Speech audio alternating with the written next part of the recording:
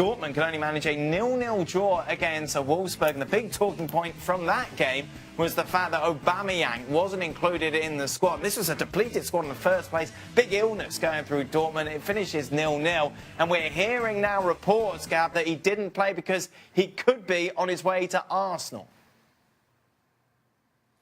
Yeah, Dortmund manager Peter Stöger coming out and saying again that Aubameyang, needs to mature, needs to grow up.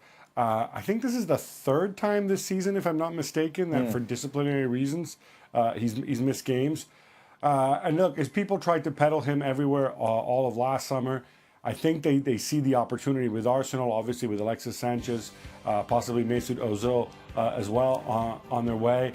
As I understand it, though, from Arsenal's end, remember they're also chasing Malcolm, the winger from Bordeaux, who's going to cost a pretty penny as well.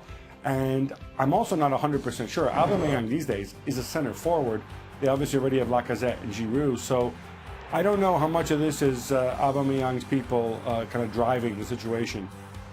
What do you think, boys? Does this make sense? It's interesting looking at his numbers, 21 goals in 23 games. I feel like we haven't talked about him much with regards to his scoring this season, but it's still pretty prolific. Yeah, listen, the thing that worries me is why would they bring him in with never mind Giroud? Why are you going to spend that amount of money bringing somebody like him in who has a bad disciplinary record when things are going well? And if he's not going to play, which you want, because you got to, for me, you play Lacazette. Lacazette's a better player? I think he suits Arsenal better than Aubameyang. He's not at the moment, though, is he? Well, he's not. He's playing in a team that can't create a chance. So regardless of what the name of the back of your jersey, if you're centre forward for Arsenal right now, you're not going to be scoring a hat full of goals.